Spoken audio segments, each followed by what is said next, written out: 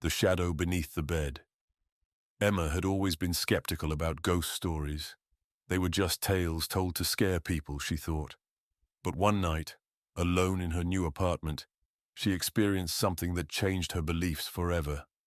She had just moved to the city, eager for a fresh start. Her apartment was small but cozy, a studio with a single window that overlooked the neighboring alley. The building was old and the wooden floors creaked with every step. Despite its quirks, Emma found the place charming. It was late when she finished unpacking and collapsed onto her bed.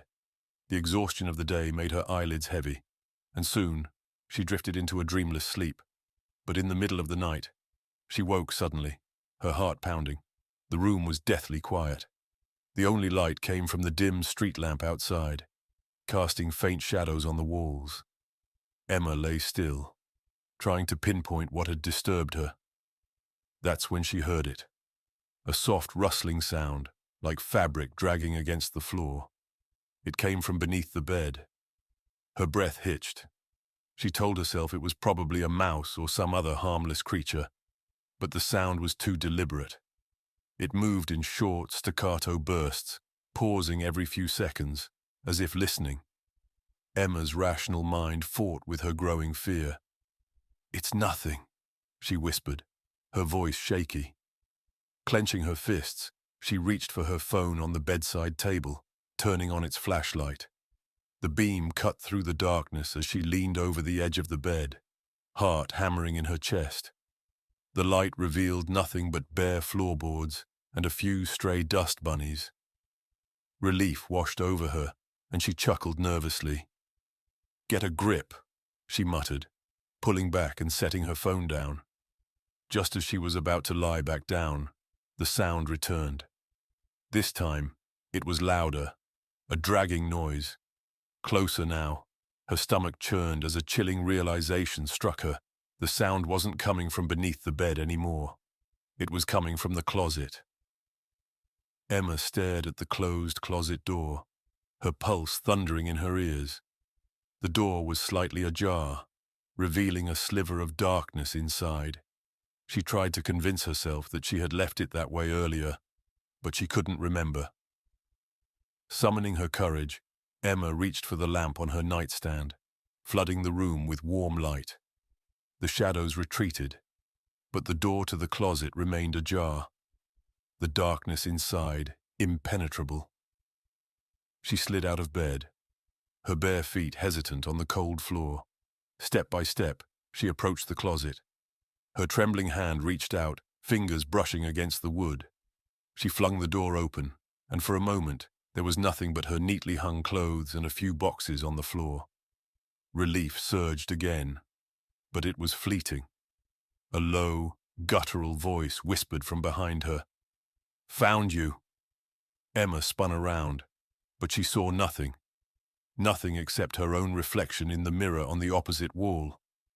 Her reflection wasn't moving. Its face twisted into a grotesque grin as it watched her. The room plunged into darkness, and her scream echoed into the void. The next morning, the apartment was silent. Emma was gone, her bed undisturbed, her belongings untouched. To this day, the landlord struggles to rent the unit. Tenants never last more than a week, all claiming they hear whispers in the night and see shadows moving where they shouldn't. The last stop. I heard this story from my uncle, a retired bus driver who swears it's true. He used to work late-night shifts in a small rural town. The bus route was a lonely one, winding through dark woods and long stretches of empty road. One night, something happened that he could never explain. It was late November, and the chill in the air was biting. His bus was nearly empty as usual. Just a young woman sat near the middle, wearing a long coat and scarf, staring out the window. She'd gotten on at one of the earlier stops and hadn't moved or spoken since. The route took him down an unlit road that ran through dense woods. It was the kind of road where the headlights barely seemed to penetrate the darkness. As he approached the next stop, he saw a figure standing by the side of the road. The person was waving frantically, trying to flag down the bus. Slowing to a stop, he opened the doors. The man who stepped in was disheveled, his clothes torn and dirty.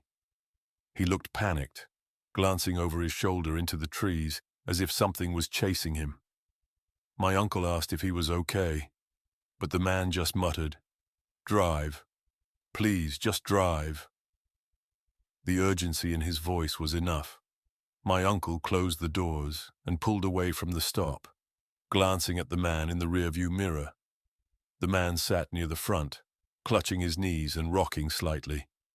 The woman in the back didn't even look up. For a few minutes, the bus was silent except for the hum of the engine. Then, the man spoke again, this time in a low, shaky voice. "There's something out there. In the woods." My uncle felt a chill run down his spine. "What do you mean?" he asked, trying to keep his voice steady. The man looked up, his eyes wide and bloodshot. "It's been following me. I don't know what it is, but it's not human. It doesn't move right."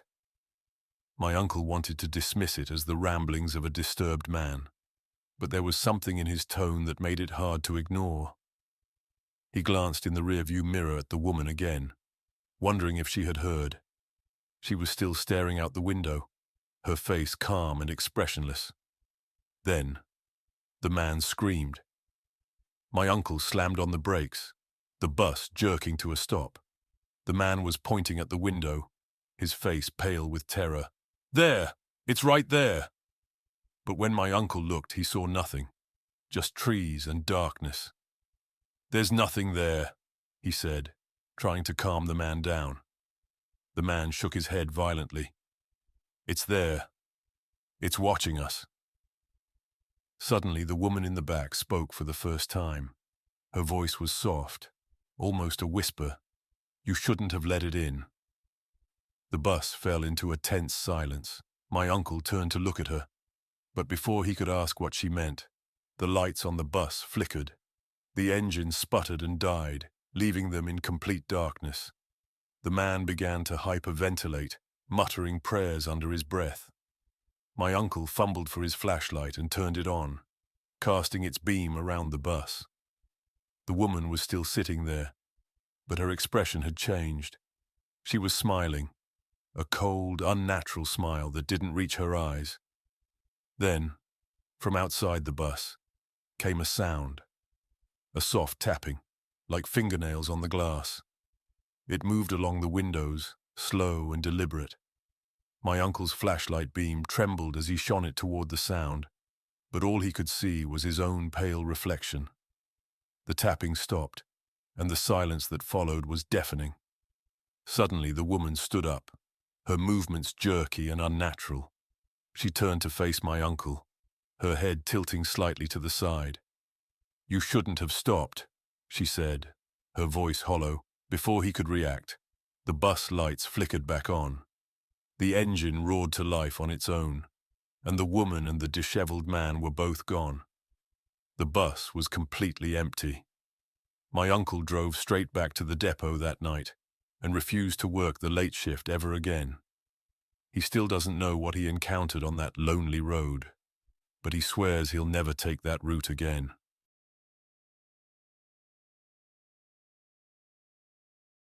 The Stranger on the Road. It was a cold October night in 1997 when Lisa, a college sophomore, decided to take the long drive back to her parents' house for the weekend. Her route took her through desolate back roads, miles away from civilization. The trip was usually peaceful, a quiet escape from the noise of campus life. But this night felt different. The moon was a faint crescent, offering little light, and the trees lining the road seemed to stretch their skeletal branches toward her car. Lisa hummed along to the soft music on the radio, trying to shake off the uneasy feelings settling in her chest. About halfway through her drive, she saw him. A man was standing on the side of the road, barely visible in the dim headlights. He was wearing a long coat, his face obscured by a wide-brimmed hat. Lisa slowed the car instinctively but didn't stop. Her parents had warned her about picking up strangers, and something about this man set her nerves on edge. As she passed him, she glanced in the rearview mirror. He hadn't moved. He just stood there, watching her car disappear into the night. She shook her head, laughing nervously at herself. "It's just a guy," she muttered. "Maybe his car broke down." But 10 minutes later she saw him again. Same coat, same hat, same stillness. Her breath caught in her throat. There was no way he could have gotten ahead of her. The road was straight, and she hadn't passed any turnoffs or other vehicles. Lisa gripped the steering wheel tighter, her palms slick with sweat. She pressed the gas pedal, her small sedan speeding down the empty road. The man disappeared in the rearview mirror again. 30 minutes later, as she neared the outskirts of her hometown, Lisa began to feel relief. She could see the faint glow of streetlights in the distance. The thought of her parents' warm house and her dog's wagging tail calmed her frayed nerves. Then, she saw him for the third time. This time, he was standing in the middle of the road. Lisa screamed, slamming on the brakes. The car screeched to a halt, skidding slightly on the gravel. The headlights illuminated the man fully now. His face was pale, his expression unreadable. He raised one hand as if signaling her to stop. Lisa sat frozen, her heart hammering in her chest. Something primal told her not to get out, not to engage. She locked the doors and shifted the car into reverse, planning to back up and take another route. That's when he moved. He didn't walk. He glided, his feet never touching the ground. His wide-brimmed hat fell off, revealing empty black holes where his eyes should have been. Lisa screamed, slamming her foot on the gas. The car lurched forward, narrowly missing the figure as she sped past. She didn't look back. Didn't slow down until she was safely parked in her parents' driveway. Her father came out to greet her, concerned by the wild look in her eyes and her trembling hands. Lisa told him what had happened, her voice shaky and uneven. He listened intently, his face growing more serious with each word. When she finished, he nodded solemnly. "You're not the first to see him," he said quietly. "People call him the Watcher. He only appears on this road, and no one knows what he wants. But you're lucky, Lisa. Not everyone who sees him makes it home." Lisa never took that route again.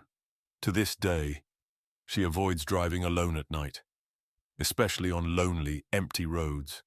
And sometimes, when she's drifting off to sleep, she sees his face again, the pale skin, the empty eyes, and she wonders what would have happened if she'd stopped.